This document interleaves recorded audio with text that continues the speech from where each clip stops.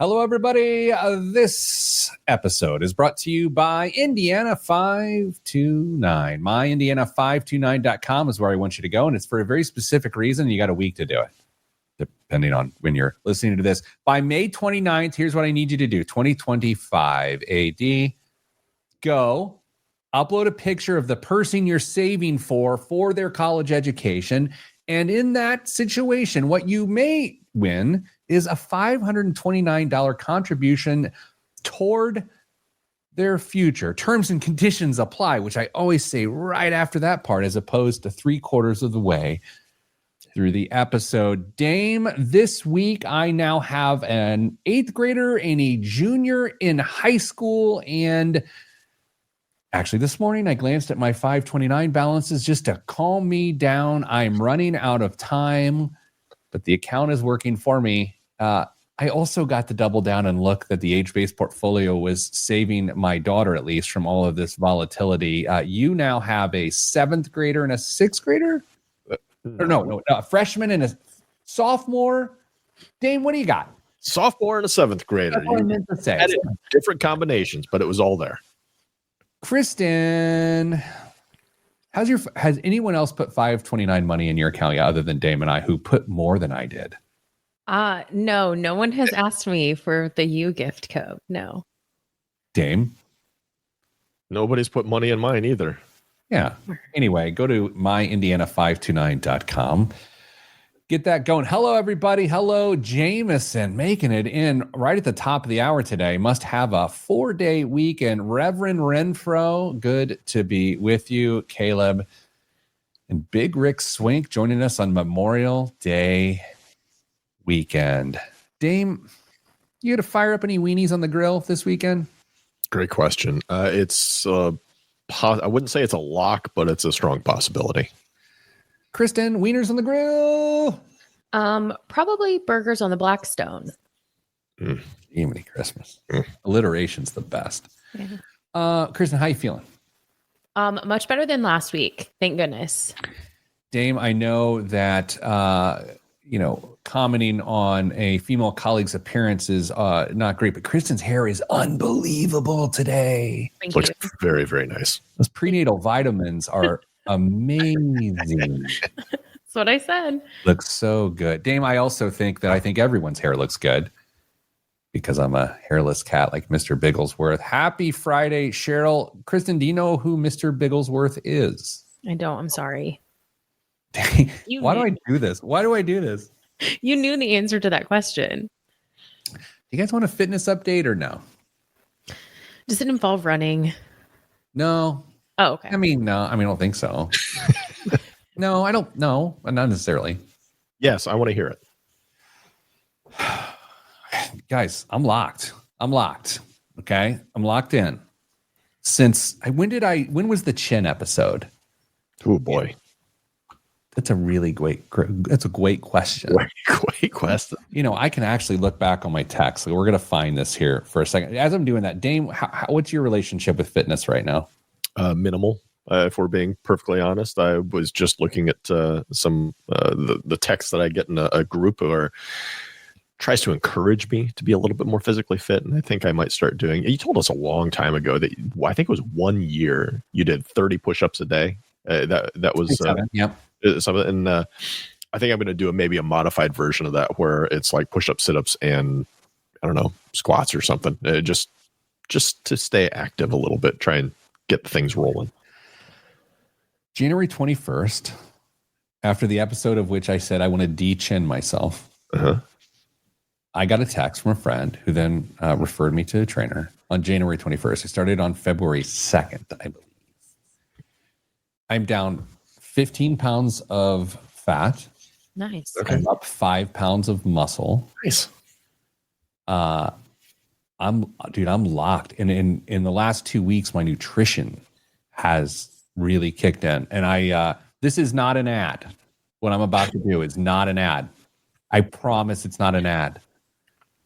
So there's this place in Indy called Herculean Prepared Meals. Have either of you non-Indy people heard of this? No. No. I mean, prepared meals, yes, but not Yeah. Herculean. No. Okay. I'm holding one up. Okay. This is not an ad. You have to say I paid for this with my own money. Is it 5 minutes into the show? 5:25. What is that? Ruining my non-ad. Anyway, I paid for this. Mm-hmm. Herculean prepared meals. So there's several locations around Indy. I think there's about to be 4. So here's what it is. So like a former fitness person and then a chef, brothers maybe. The story is irrelevant. It's my entire life right now. I'm not kidding. This is keeping me so locked in. So every meal, every lunch, this is lunch. Because as a business person, you're trapped at the office. Your choices are unhealthy, expensive, or something from home that's not at all satiating or tasty, right? Yeah. So these are like darn near gourmet. They're right now with the Memorial Day sale, because I went and got it for the day. But it's not an ad. Not an ad. $7.99 per meal, which is What?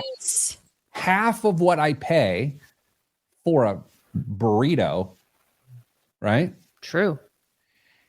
They last in your freezer for a year, and the macros are on the front. The macros. Wow. So this street corn chicken, which I'm going to have for lunch today, not an ad.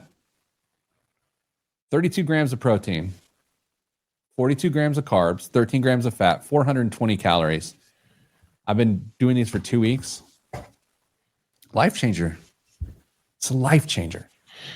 Well, I would ask if they ship, but I don't want the answer because They do. it's not an ad. This is not an ad. It's not an app, but they do ship. I went and bought dozens of these on Wednesday when they went on sale for Memorial Day. Dozens. I bet. And I store them in my cold heart to keep them frozen. Ties really well into today's show too, because you're taking the decision making out of it so that you know that you eat right. Like, this is just what I'm going to eat, and I don't have to decide. It's like Steve Jobs in a black t-shirt or whatever. I nailed it. I'm also wearing a black t-shirt. Kristen, it's funny you say this, not the black t-shirt thing, that this is like our episode. Yeah. I'm currently tickled with the positive habits that I'm currently addicted to. Like it feels so good to be addicted to something good.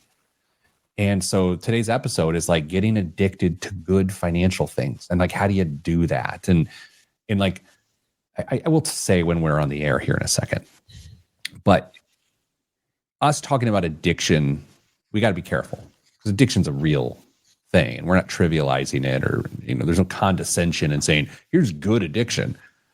But there's something about being obsessed with healthy, good habits that is so invigorating, Yeah. I'm currently obsessed with the original chicken sandwich from Burger King, so I can't relate at all. Let me tell you, this is not an ad.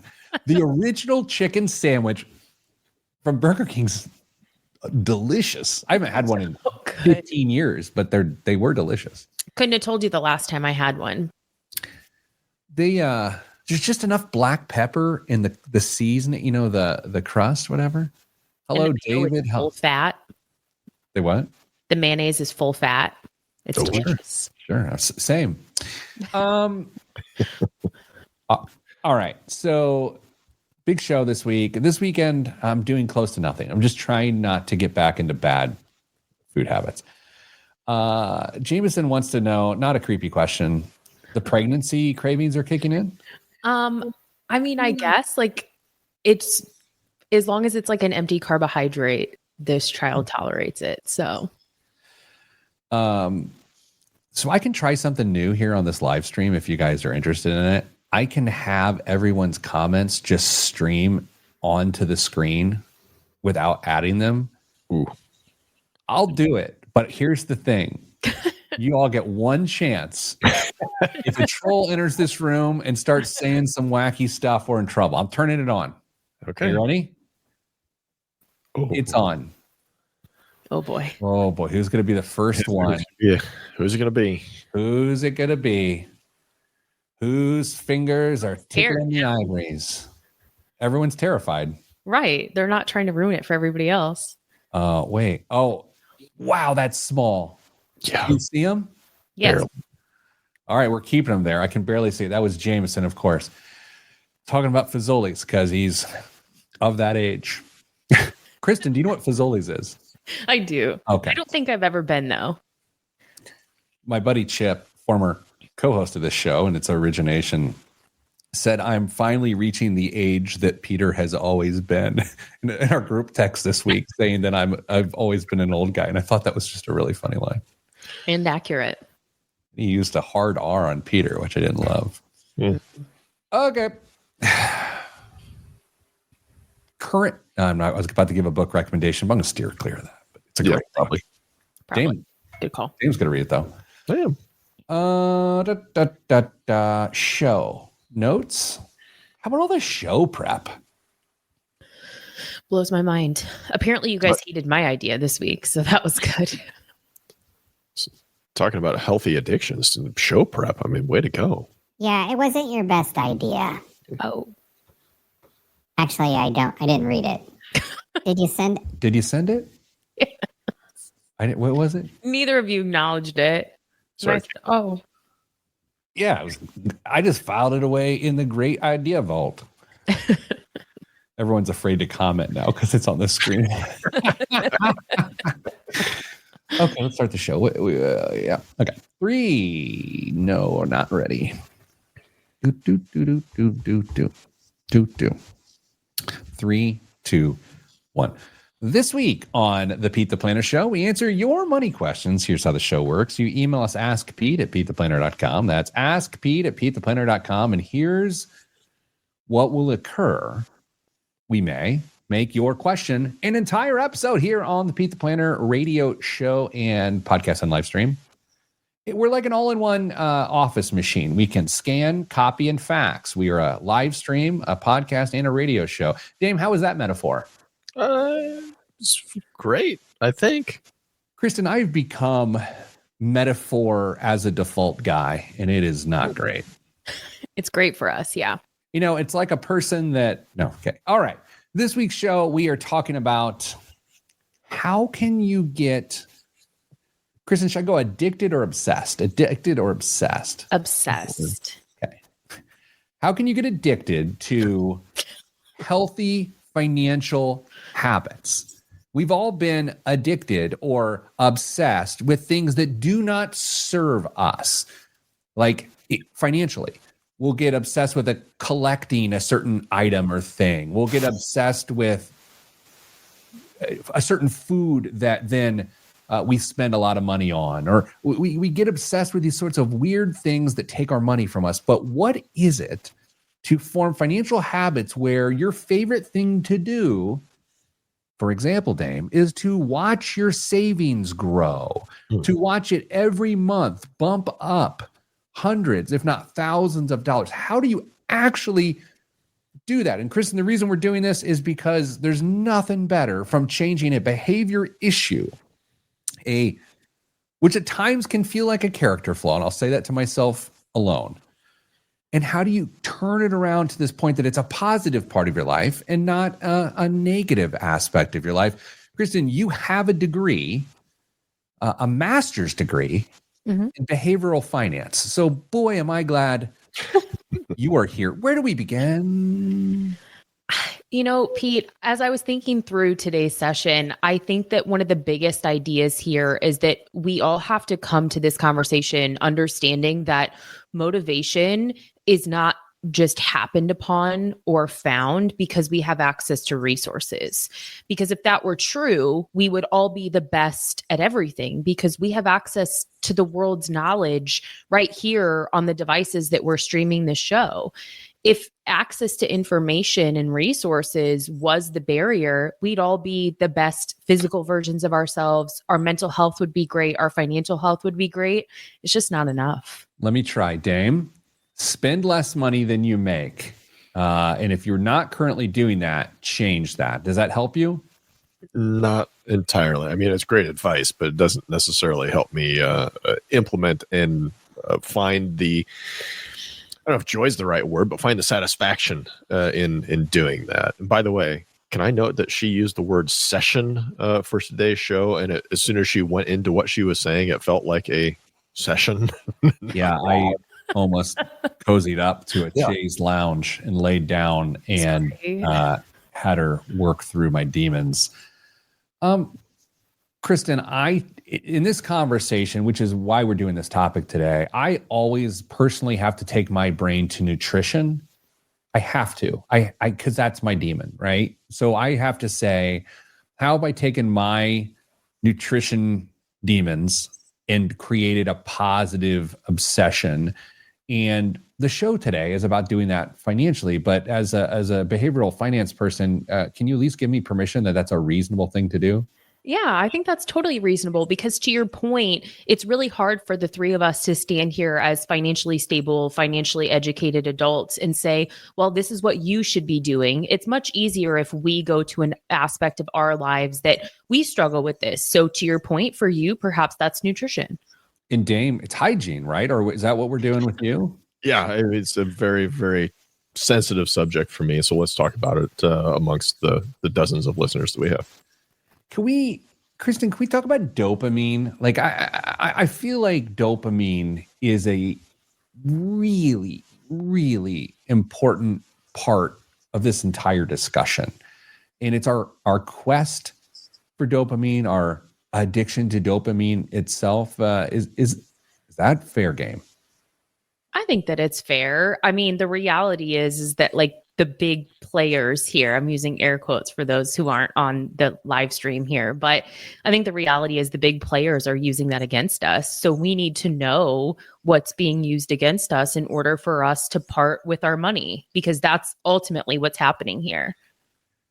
Dame, the big players, the images I got in my head of like the Players Ball, like the 90s hip hop album just went through my head, but I don't think that's what she's going for. Who are the big players? Are we talking marketers and corporate giants? Or like, what's she talking about? I was just thinking big dopamine. It's something I've never heard before in my life. But okay.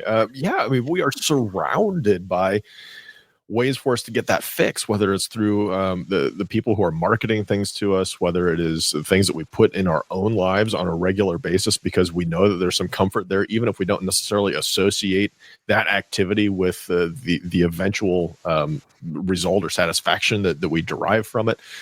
We are trying to make ourselves as comfortable as possible pretty much all the time, unless you're specifically trying to step out of that world.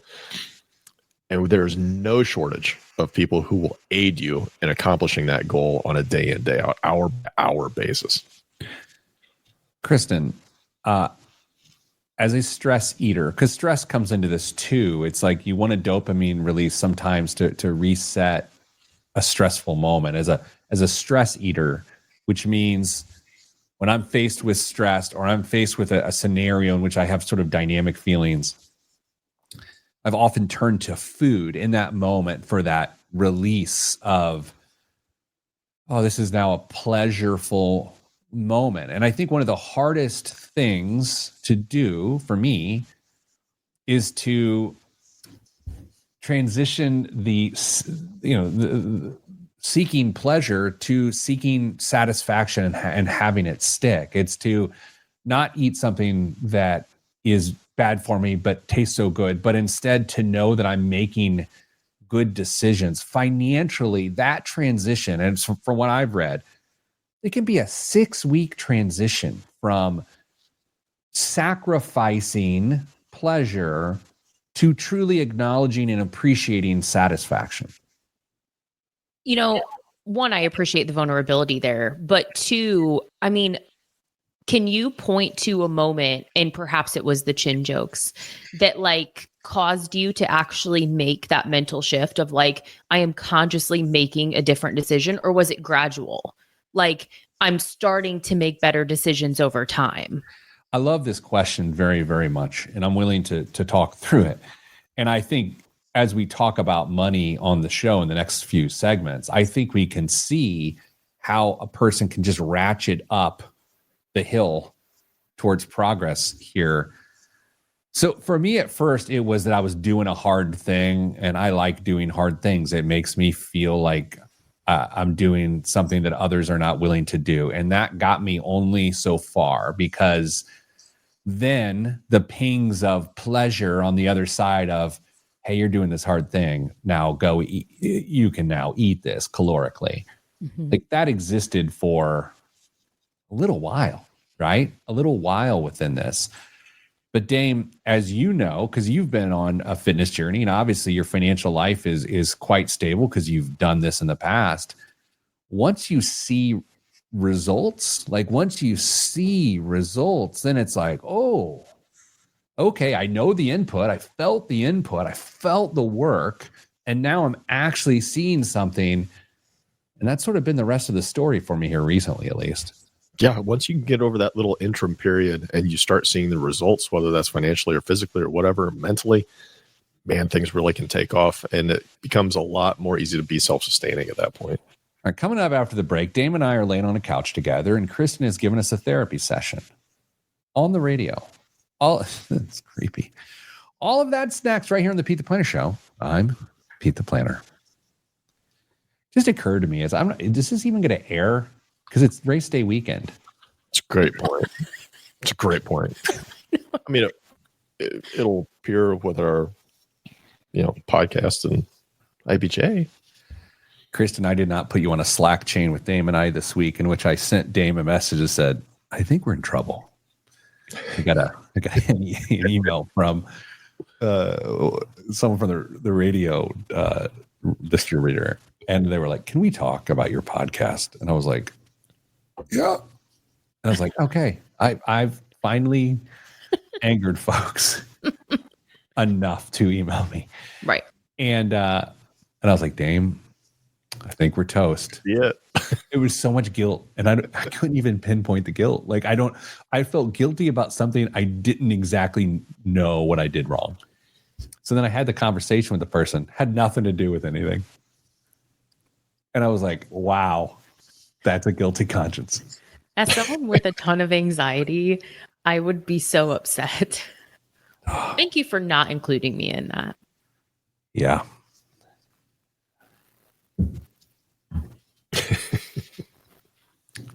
All right. Well, hey.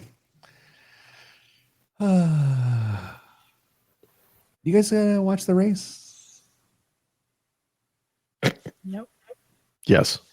For the non-Indy people, I just ask if either of these fine Hoosiers are going to watch the Indy 500, which is kind of your birth obligation. Mm-hmm. Kristen said no because she's an iconoclast.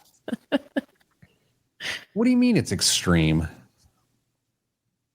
Did you not spend time in these halls with the president of the Indianapolis Motor Speedway, one J. Douglas Bowles, this past fall? Indeed, I did. I don't know. I grew up watching a lot of racing, and so it's just not really my thing now. What's going to be your old lady thing? Like what? Like, Dame and I are old men. You are very junior, and we've got old guy stuff. What's your old lady thing? Like, what's going to be your hobby when you get old? You guys, I am old. No, this guy. No. I mean, like on the inside, like I was born an adult and I just keep aging. And so there's not like an old lady thing because I am already old. But you have fun. You go to concerts, you shotgun ranch waters. Like you are arguably fun to some. Dame's not fun. And I'm legendarily not fun. That's also true. Rick Swink thinks you're going to be a homesteader. I could see that. I think I could too. Yeah. We will. I mean, the collection of animals just continues to grow. So, in theory or in reality? I mean, in reality. And then, where does it stop? We have the room now. Okay. So, but you haven't added animals since the last show. No, I tried to convince him to adopt a dog that needed a home because there was a Facebook post. It was like, this dog's looking for a home. So I sent it to him and I said, isn't it the craziest coincidence? Like, we have a home and he's looking for one. That didn't fly. Dave, my first thought there, it was like an AI bot that was trying to scam her, like the texts you get that are like, how have you been? Yeah, you are old. Yeah. Jason says he's just not a fan of watching cars drive in circles for hours. That's about the least fun sport I can imagine watching. I hear, like, can I work on my corporate communications with Jason, guys? Yes, please. I hear you. Okay, start there. And that is certainly a compelling perspective. And I appreciate you sharing that with me. My perspective is that you're dead ass wrong. No, wait. No. Sorry. It's about the tradition. It's about when Florence Henderson used to sing and Jim Nabors used to sing, and they're all dead now, but the traditions aren't. Now there's other campy celebrities that do those things. Yeah. Like walking back to my grandparents' house. It's eating a whole box of oatmeal cream pies in the stands. It's everything. You gonna do that this year? Oh, I'm not going. I got a stupid soccer game at the exact same time. You gonna do that in honor of the You're tradition? not watching the race either. I'm locked in. I'm Herculean meals, not an ad. My word.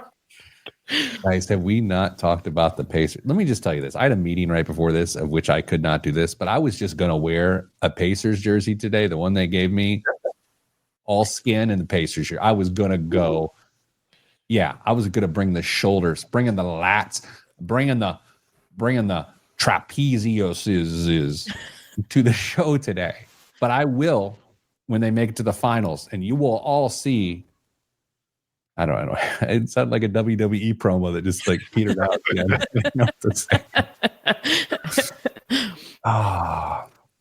guys know I'm a soccer fan, and my favorite team is now the comically bad Tottenham Hotspurs.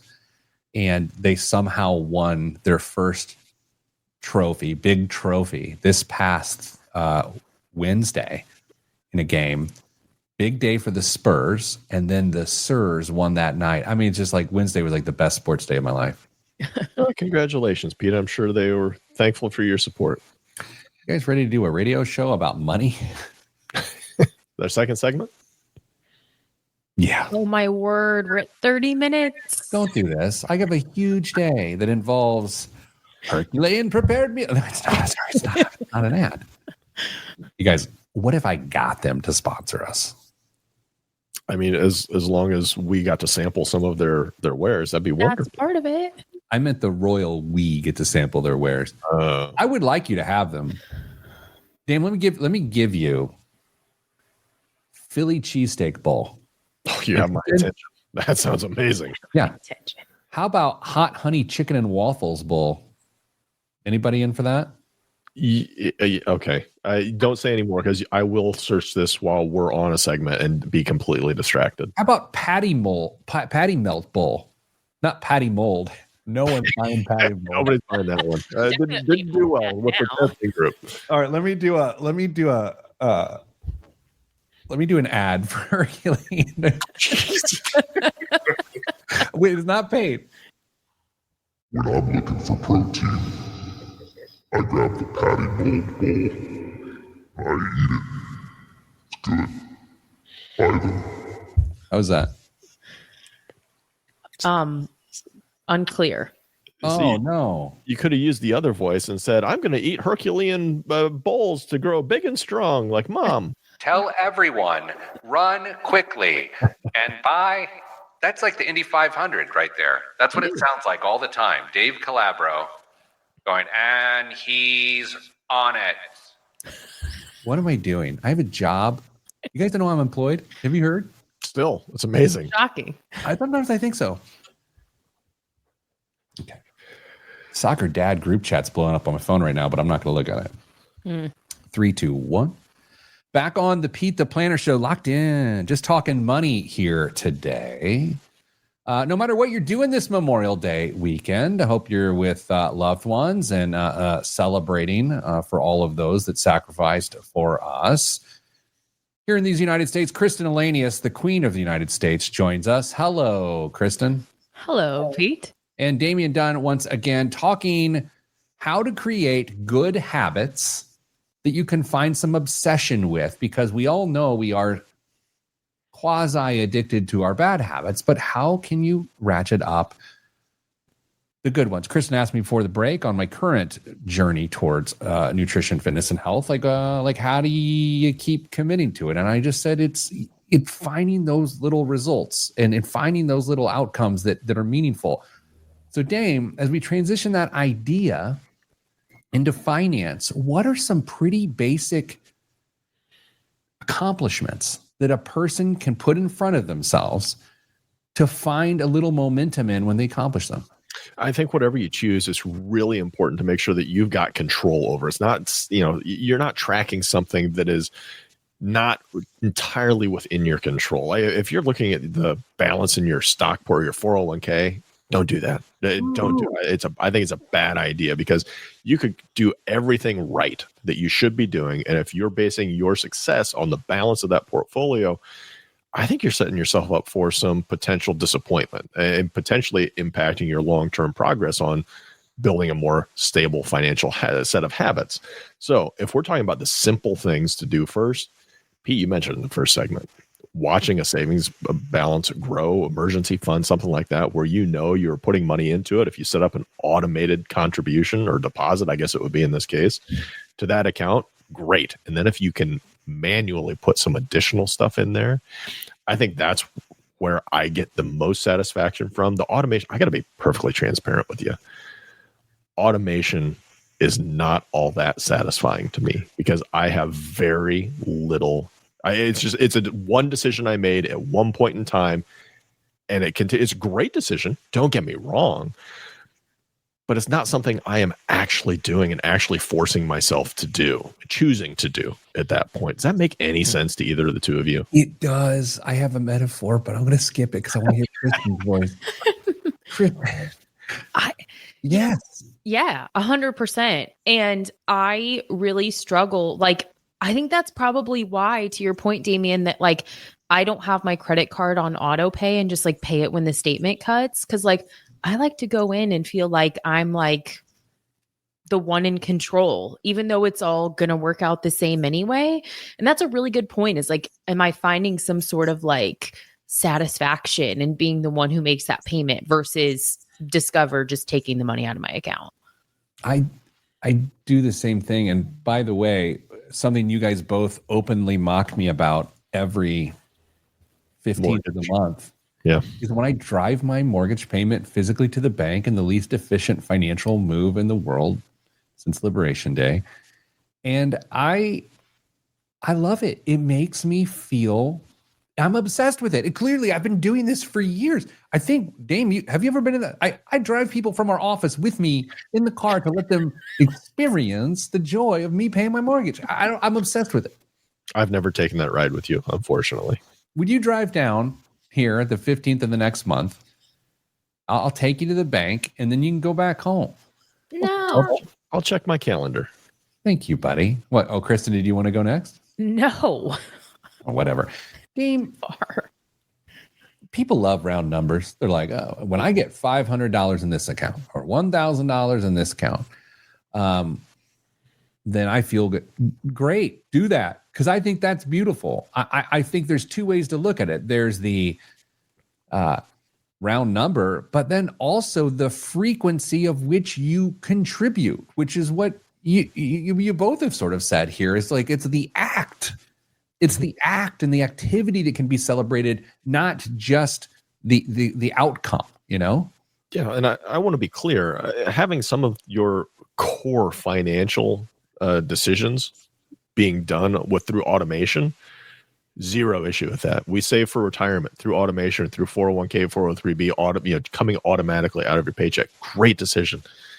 Paying certain bills through automation, no issues with that. Great financial decision.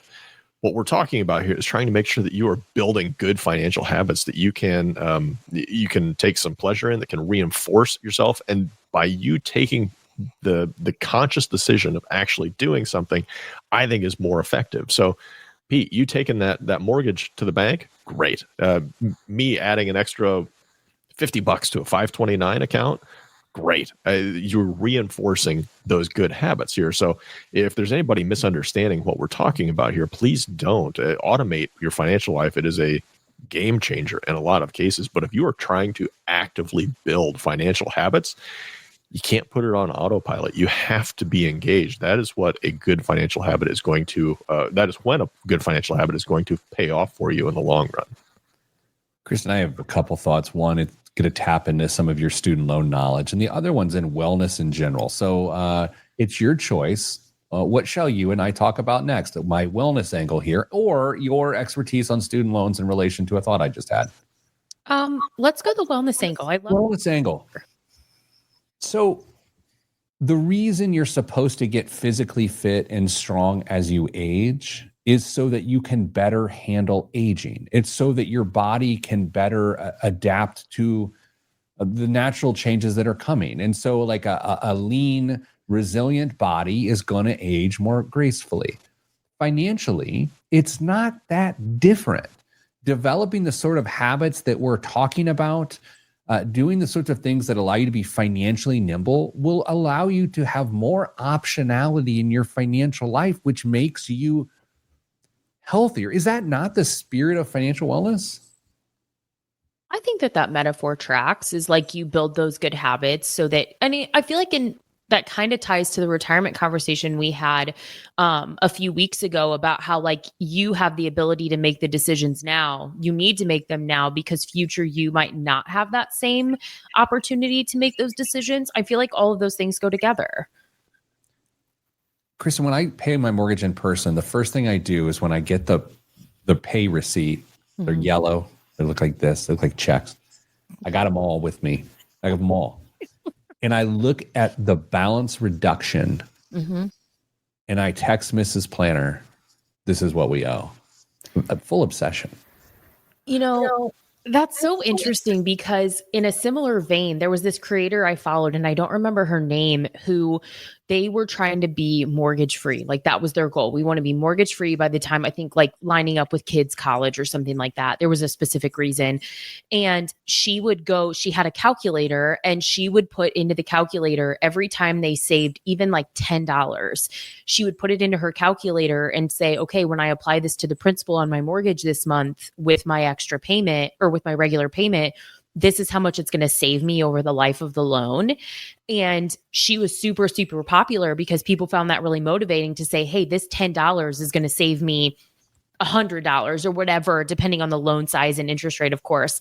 And I think that's really interesting, is to be able to see that like, hey, look, this is what I did. This is what I was able to do through this sacrifice or this payment.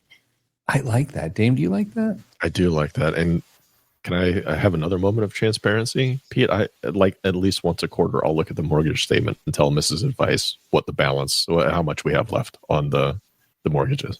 Are we twins? No, Dad. Okay, sorry. But by the way, this is off kilter. I'll get to my student loan appointment in the next segment. But every time I hear, I follow a creator, I'm like, God. I think it's so weird that people are creators. It's so weird. I just like, it's such a strange phrase to me. I'm like, are you talking about God? Okay. Coming up after the break, maybe we will talk about the creator. Maybe we will talk about how to form better financial habits and what student loans have to do with this at all. I'm Pete the Planner. This is the Pete the Planner show. Well, that's my creator. It's like when Jay-Z talks about, we used to talk about Rihanna. What do the kids call her? Rihanna? I think it depends on the intro. He go, that's my artist. We've been talking about it. That's my art. That's my creator. That's God. I have a lot of pre-workout still flowing through me right now, guys. You don't say. Along with Creatine?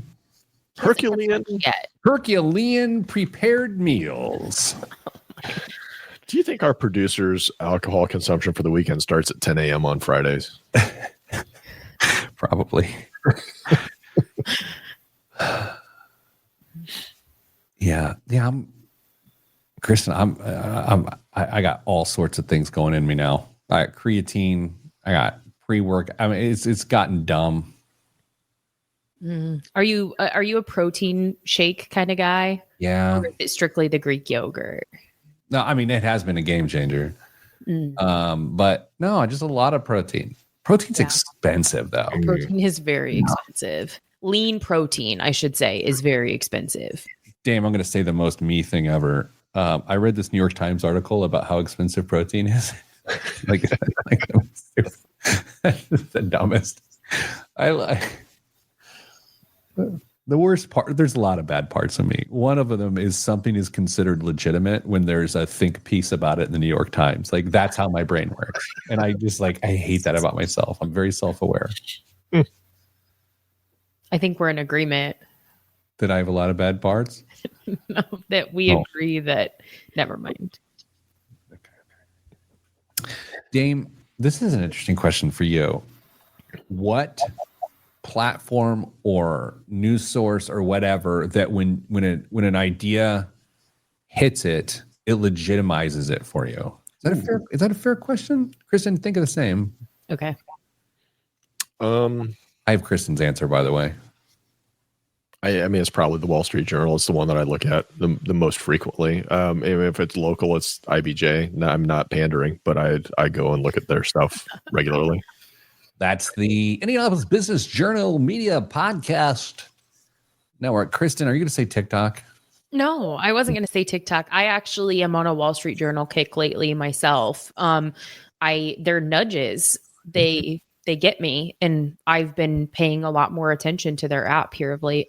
You know, every time we talk about the Wall Street Journal, I got to remind you, it will not allow me to subscribe. I've tried to give them my money so many times, and whatever it is about my email address, it will not let me subscribe. If only you knew somebody who could create you another email address. Not only that, but we recently learned that you're a Pandora user. So I don't know that I trust your judgment on not being able to subscribe. I've learned that sticks and stones can break my bones, but words will never hurt me. I taught that. I learned that from my dad. You should be bullied into not using Pandora. Sometimes I think I discover things later than others. Like Spotify is the greatest thing in the world because everyone mocked me at our coworkers. I'll scream at the top of my lungs, I am the chief executive officer of these halls. And people will be like, you're a boomer, get off of Pandora. And I did, and it changed my life. Yeah, I can't believe. And were you a paid subscriber to Pandora? Alert. I was a paid subscriber to Pandora. Guys, please. I've got a lot of challenges in my life. Anyway. Dame, what's your source? Apple Music. That's a serial killer. What's wrong with you? It's always worked for us. So it's where we are. Oh, I like that he takes Mrs. advice into this so that we can't make fun of him. That's a smart move. I'm not making fun of her. But if you hadn't said that, I'd be jumping on you for the next 20 minutes. Yeah. But I'm not. All respect. That's my artist. My accountant. To be perfectly transparent, I think Spotify is probably the better platform, but I'm so deep into Apple Music at this point that I don't know if I can break away. That's my creator. I'll find audio of Jay-Z saying that's my artist. Okay. Very funny. Okay. What are we doing? What's the subject? Segment 3, financial habits. Be healthy. I don't know, whatever your outline said. I told you my daughter officially got the job for the summer, right? Yes. You didn't. Last week on the show, that is not the update. The update, she was going to find out. So she found out. She's employed. Good. So we'll see what happens. I'm not buying a single thing for her ever again. She put money into her 529? That's a good question. No, but she is saving money, and I'm going to actually start her on an investment account, her own investment account this summer, which is, Dame, is so much harder than it should be. Yes. I mean, there's a lot of world problems in our world. How hard it is for a kid to open an investment account is one of the dumbest. I get it. I'm not an idiot. I mean, I am an idiot, but it is such a pain. Yeah, it's unnecessarily difficult. Because they can't do it. You have to work around and obfuscate, and it's just so stupid. David asked if I still have to drive her to work. No, she gets her license in about 2 weeks. So terrible. Already passed everything. Just go and get an eye exam. Let's go. All right. The odds are in your favor. Yeah. She only has 30 roundabouts to drive to get to work every day. She can shortcut about 3 of those, I'm sure. Just cut right over that. Yeah. It's an SUV. 3, 2, 1. Back on the Pete the Planner show. Here's what we're talking about. Everyone has bad financial habits. We get used to them. We tolerate them. We cover for them. We apologize for them. We learn to live with them. But boy, does it feel good to take one of those and take that habit and turn it into a good, positive, proud habit you can get appropriately obsessed with. That's the title of the show. All 100 of those words. Kristen Elenius, a master's degree holder and professor at Texas Tech University in behavioral finance, joins us. And then our friend Damien is here. That's fair. You know what? I can't even be angry at that. Oh, boy. I have the same qualifications. Actually, I have fewer qualifications than you, Dame, as you are a certified financial planner practitioner.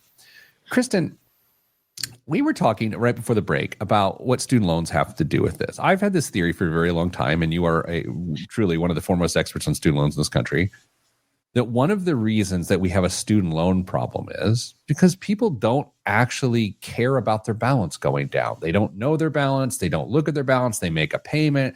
They're so annoyed that they have a payment. They don't know how the payment actually impacts the balance, and therefore they just conveniently forget about it. But if people got obsessed with watching the balance come down, I think it could change that. Is that a bunk theory or is that true? I think that's totally accurate, but P, it starts before that. It starts with how easy it is to borrow the money in the first place, and the fact that you can almost entirely remove yourself from that increasing balance while you're seeking higher education.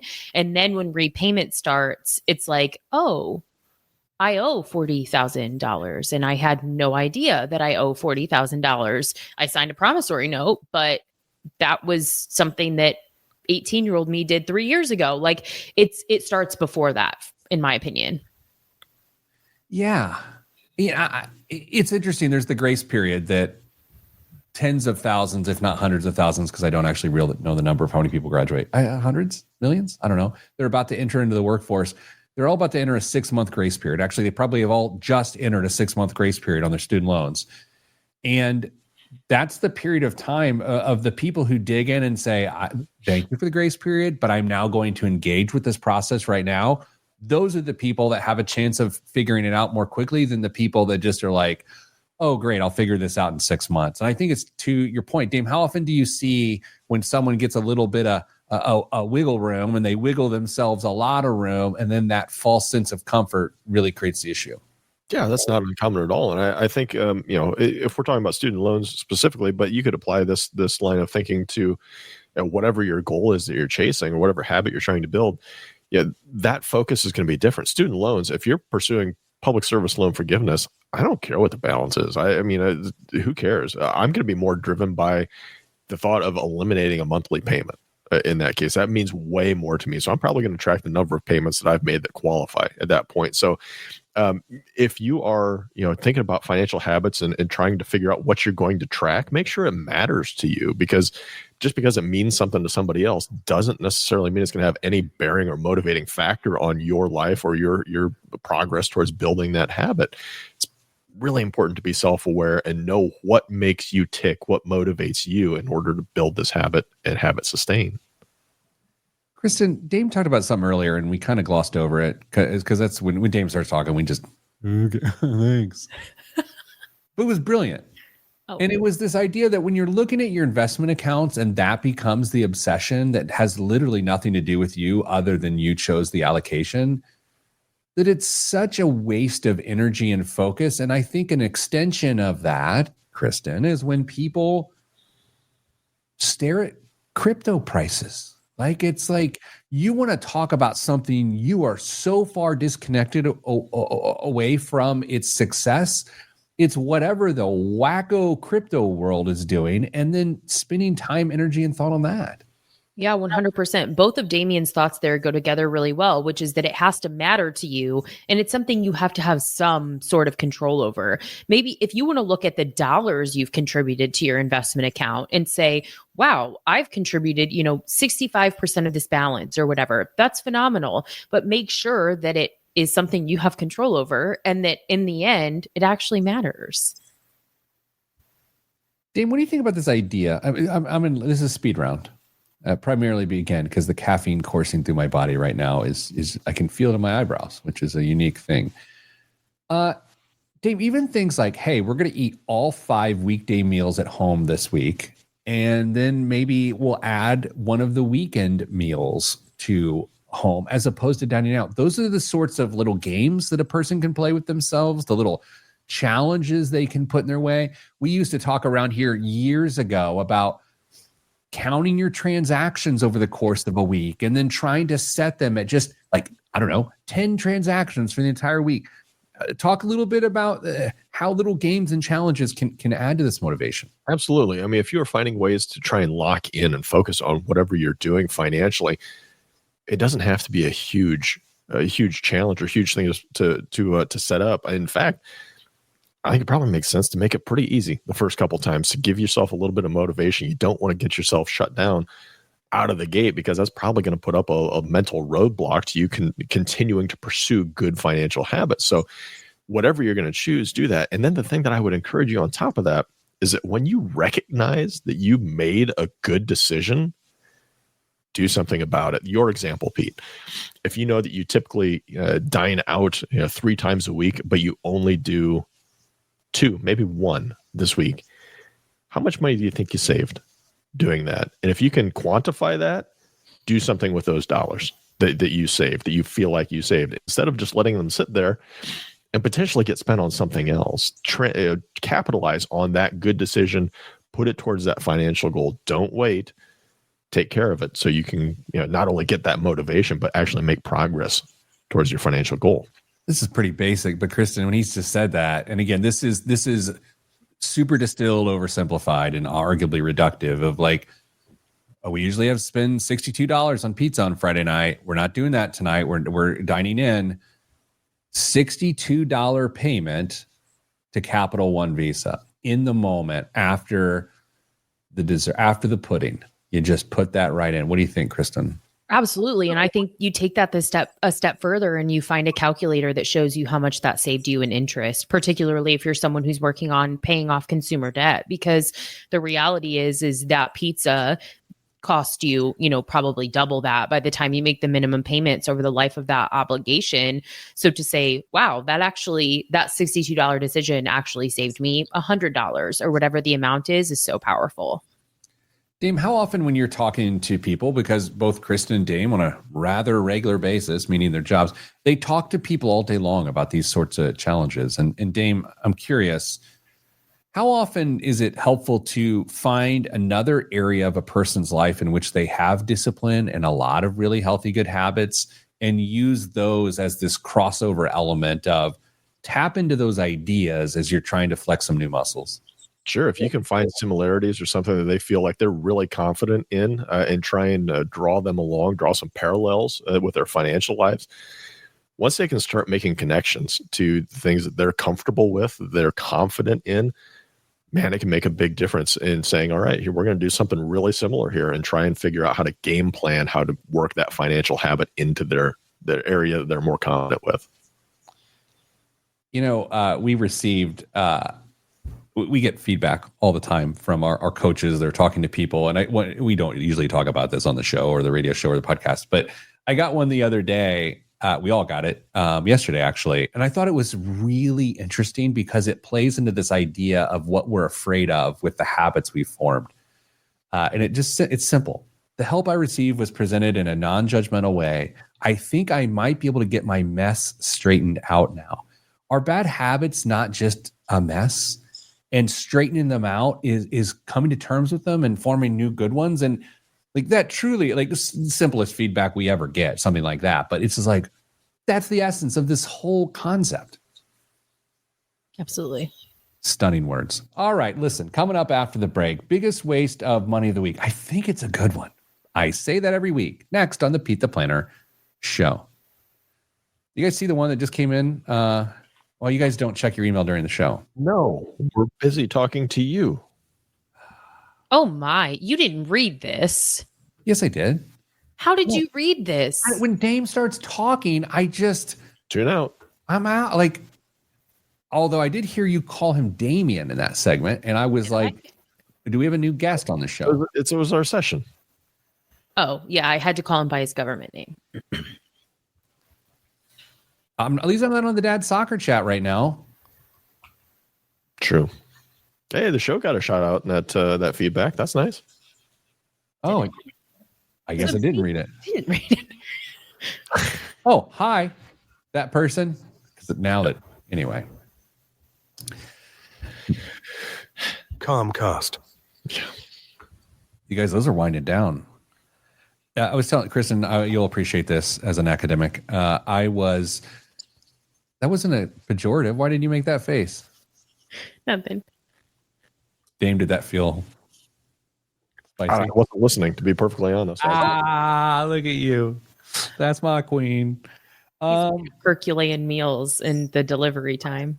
No, I'm engaged in Slack now. I'm trying to communicate with a coworker. You Get off the Slack. Okay. Kristen, I was explaining on the Navigating Now podcast yesterday. Welcome to Navigating Now, real talk for rocky times. A Pete the Planner Calmcast. How the yield curve works and how coupon rate and demand and changes yield. And so I'm explaining this. This is a complicated concept, right? It's like there's moving pieces in several directions. So I'm explaining it to camera yesterday during this 10-minute Calmcast. And as I'm explaining it, and I got it right, I'm starting to second guess my explanation. And I was talking to Dame yesterday. I was like, that's happened to you, right? Kristen, does that ever happen to you when you're explaining like an incredibly complicated concept and you're saying it and then you're listening to the final and is that right? Do you ever do that? Or is it just Dame and I?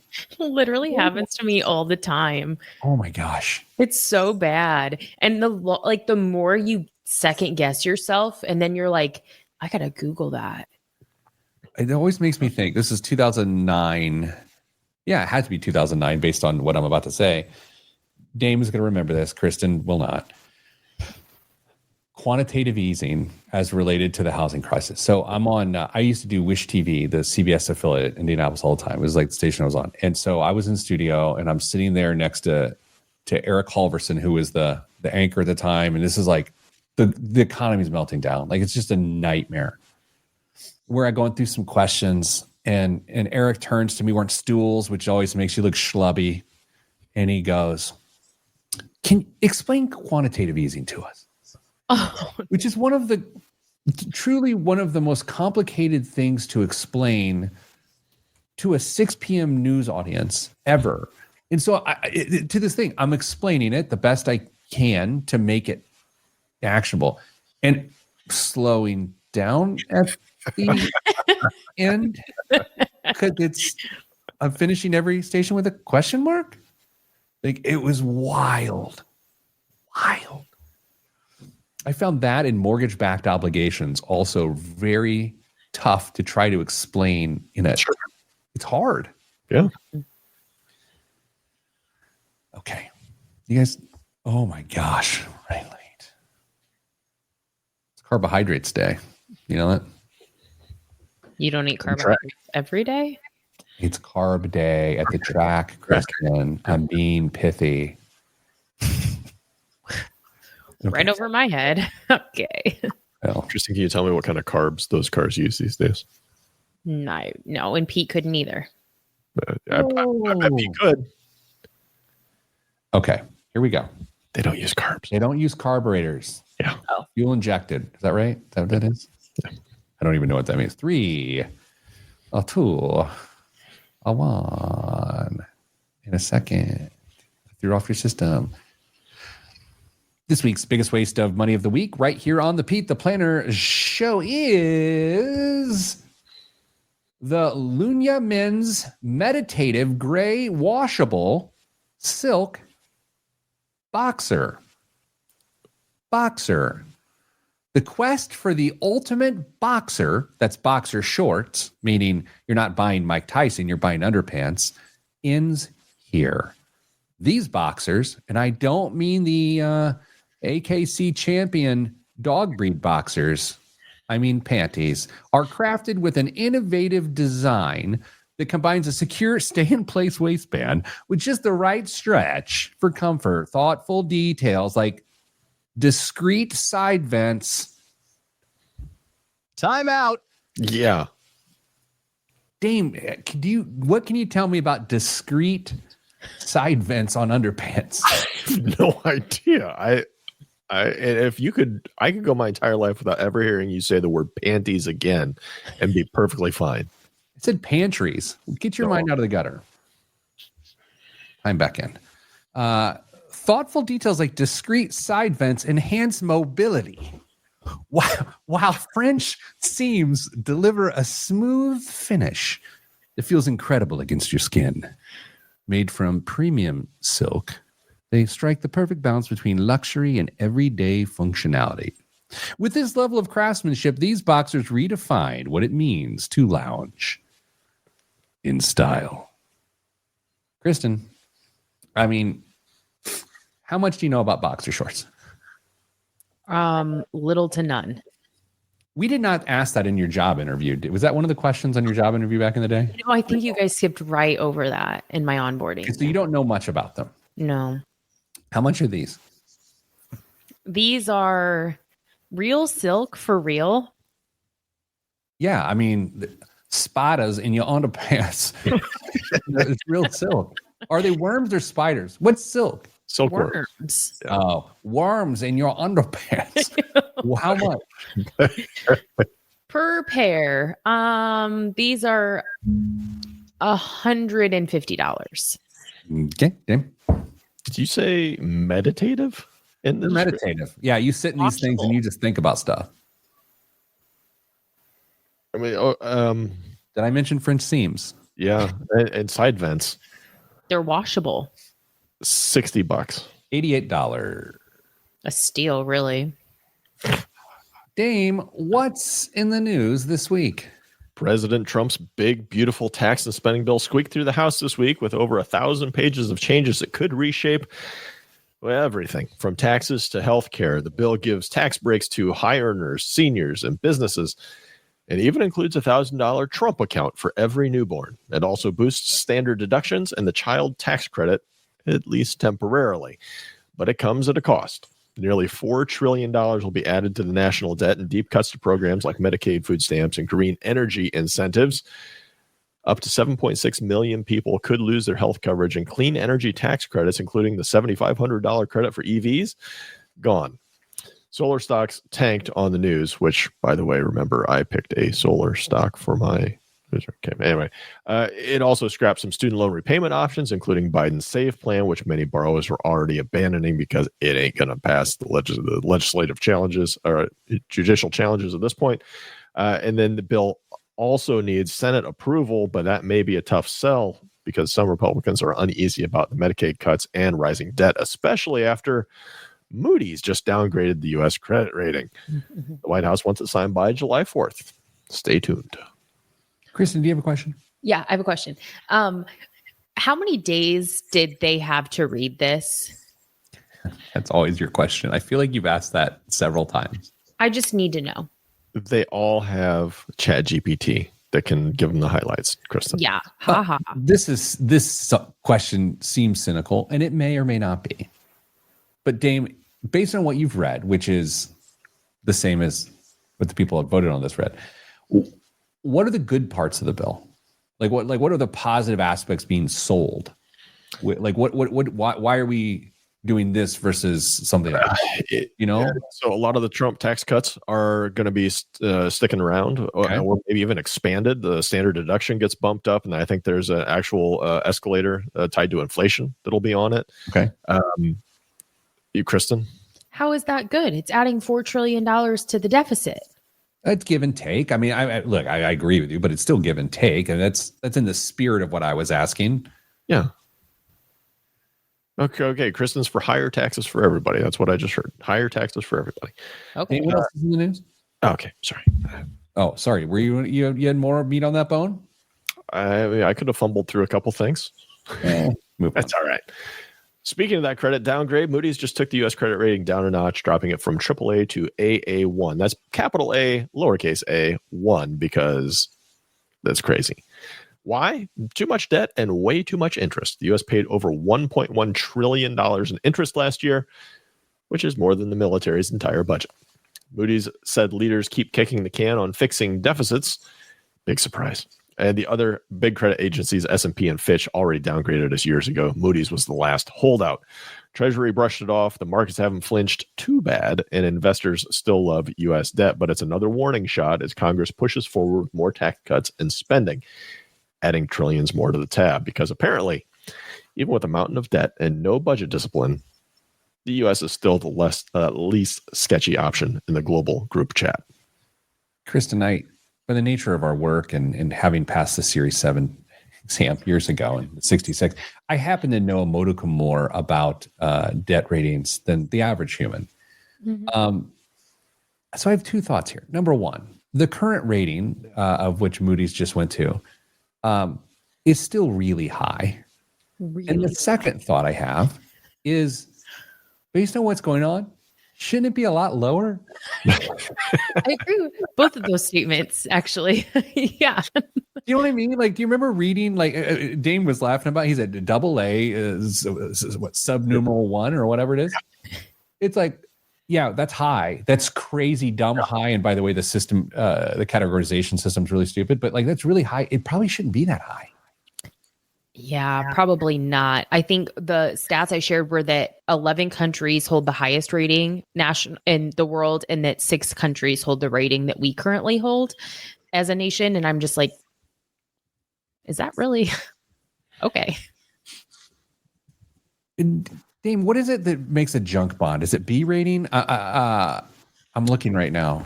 I think it's different between because they all have their own scoring, but is it single B? Yeah, I'm going to find out right now. Double B? All right. I don't remember which one is which. I don't either. Clearly, okay. So this is what's so dumb. Okay, so let's just go through how dumb this is. Everyone's about to learn how dumb this is. S&P and Fitch, we're going to start with those. We're not going to hit Moody's yet.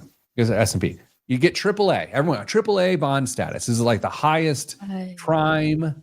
It's great.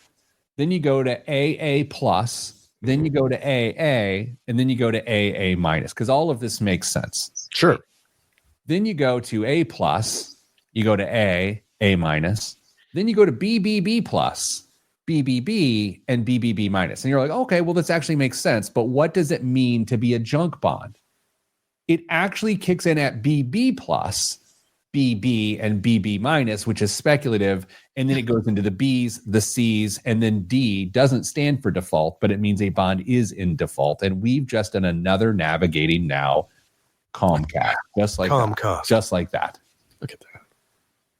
Who came up with this? It's too many letters. Why didn't they just like go down the alphabet instead of having so many A's? What if you had a roadside assistance company called like Triple C Plus? Would you call them? Probably not. Probably not. No. It's like, oh, I got this triptych from Triple B minus. Triptych. We got lost. Triptych. Oh man, nothing better than a triptych. All right, let's be done. Let's just end these shenanigans. Here's what to look for over the weekend, assuming you start listening right now. President Trump truthed out that he is going to put a 50% tariff on the European Union at the beginning of June if they don't come to the table. So keep an eye on the markets over the next couple of days while you're celebrating Memorial Day weekend. Kristen, good luck with your life. Dame, good luck with yours. And to all of you, sending good vibes, because good vibes are all that's in the budget. I'm Pete the Planner. This is the Pete the Planner Show. Pete's doing a great job. Everybody's happy with him.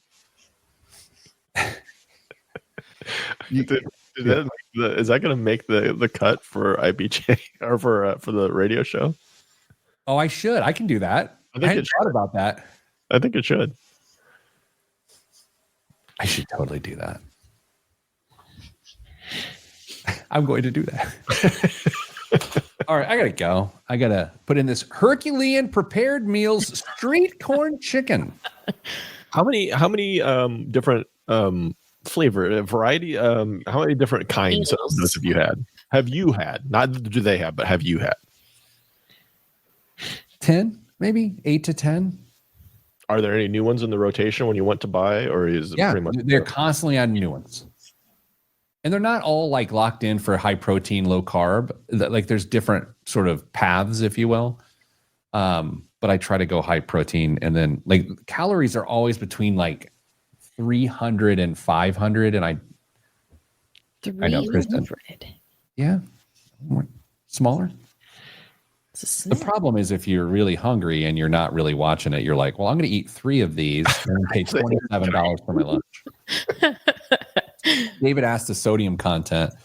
Water. That's a great question. This is 880 milligrams of sodium.